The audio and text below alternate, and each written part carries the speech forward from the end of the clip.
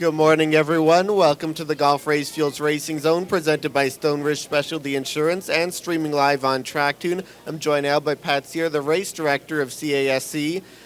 Talking first about the road racing, CASC, of course, offering various types of racing. A couple things that stand out to me about the 2026 schedule. We have the Bark weekend becoming the Open Wheel Invitational in late July, and the addition of the CASC Touring Races event in late June. What should people know about those events? For the Open Wheel Invitational, that's essentially we're trying to compress all the weekends into a few to be able to build up the car count, to make it more specific to that, and really celebrate and enjoy what the open wheel cars are. And hopefully this will develop into something and just raise awareness and just bring out some of the people that have their cars that are not enjoying them because for whatever reason. But this will be very just geared to what they are, and hopefully it'll be a fun, exciting weekend. For the Miata Canada Cup, a couple of seasons under the belt, they had the opportunity to be part of the Indy Toronto last year, and now getting to join NASCAR Canada at Calabogie in July. How special is it for that series to have another marquee event on the calendar? I think it's actually really important to be able to have what we do in a regional event with Miatas in this case be displayed on a bigger stage like either Indy last year that we were invited to, and this year with the NASCAR event at Calabogie. I think it's really important to be able to display what we do in our regional tracks and what we are to be able to the masses in a bigger level, and it's just really important to be able to do that. So overall, I know for CSC Road Racing, it's one of the earlier series to start a season, one of the later series to end the season as well. So what should people know about the 2026 schedule besides those events? We're always trying to do different things, try to make a little more exciting for competitors, trying to do a better job to make the different weekends more exciting for the competitors, just doing a better job in-house. So that's really important. That's something that we focus on in the off-season, moving into the to the season itself. So it's business as usual. We have 3 great tracks to race at, and we're really excited to be at these events, our tracks, and just trying to get more people to come out and enjoy themselves.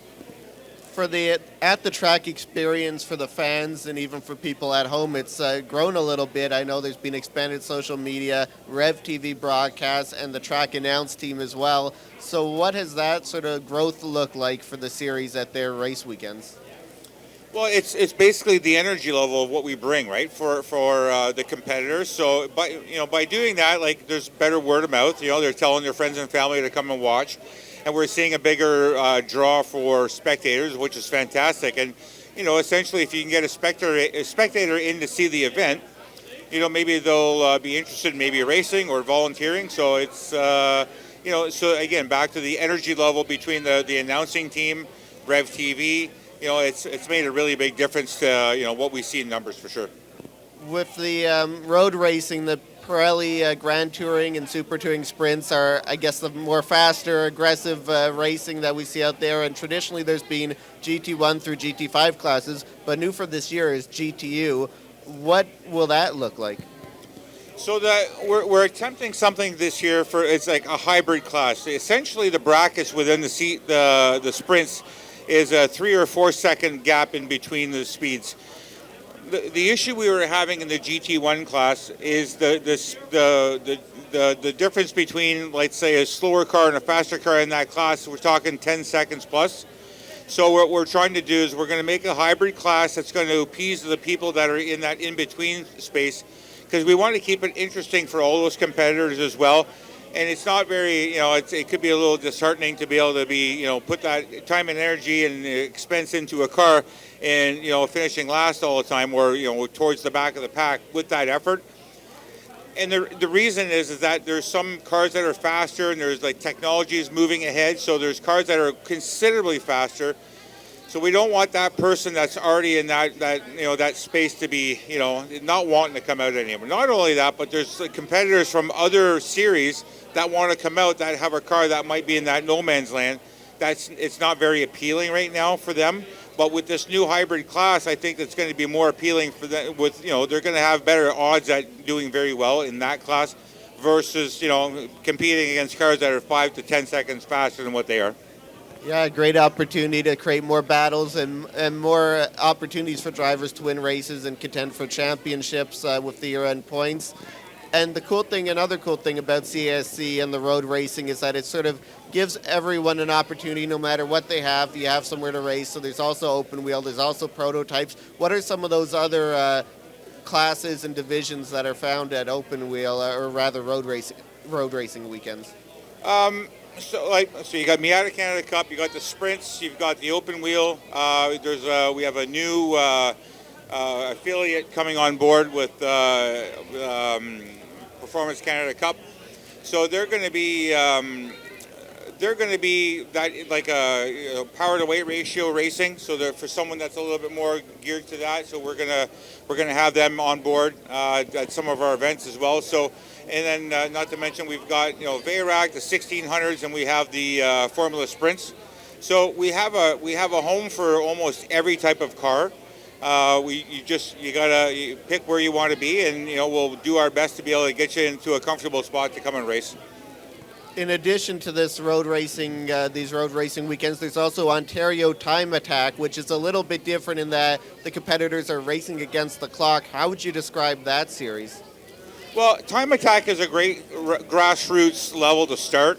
If you have a street car and you have any, you want to come and compete, you don't have to have a full-blown race car. You don't have to have a cage or nothing like that. Maybe some good performance tires, and then our division for Time Attack will put you in a position where it makes you comfortable to race with what you have, and it's you're racing the clock in this case. So it's you don't have the expense of road racing, but essentially if you have that bug that you would like to go fast with your car in a controlled fashion and a legal fashion, this is the perfect way to do it.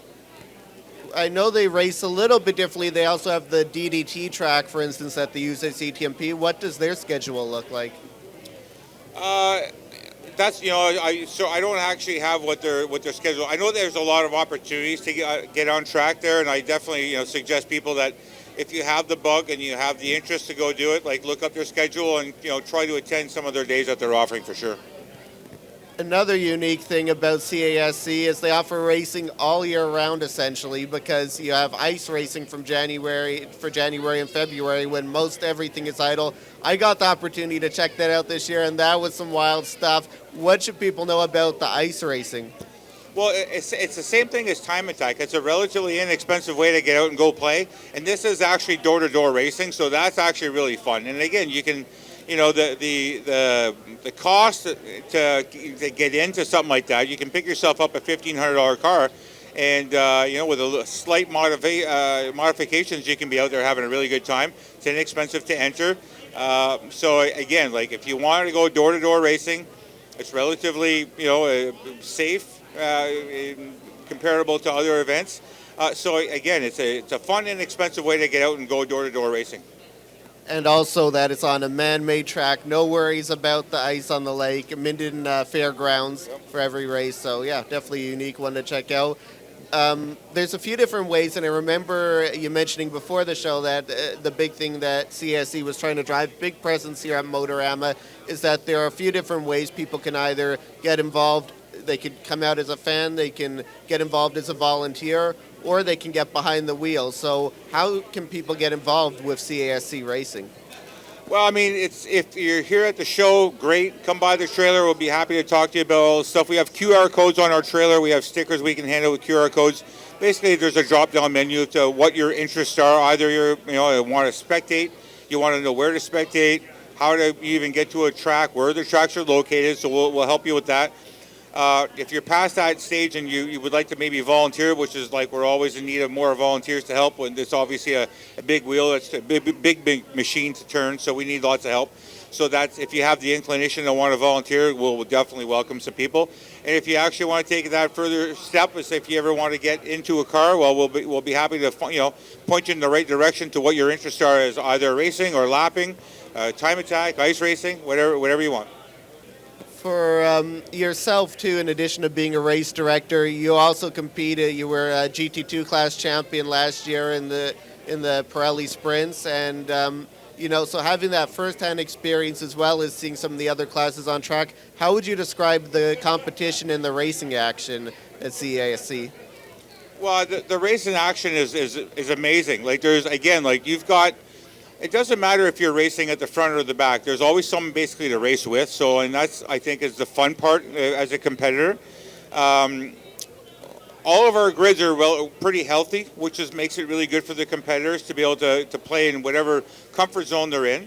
So, and it's clean racing. It's not aggressive pro racing where they'll rip your doors off to try to get that trophy. Like there's a lot of respect that goes on there, which is nice, and it's nice to see. You're going to get the odd incident because that's just part of racing, but all in all, it's clean. It's a well-respected group of people that are out there racing that are that you should feel safe to come out and play for sure. And where can and is there anything else people should know? And where can they find more information about CASC? On social media, like like you mentioned earlier, like we really put in an effort to be able to, be on social media, have a better, stronger presence. So we're all over social media. Check out your, Facebook and Instagram. Check that stuff out on our website. Between those sources, they'll give you all the information that you're looking for to where, what, how, when, all of it.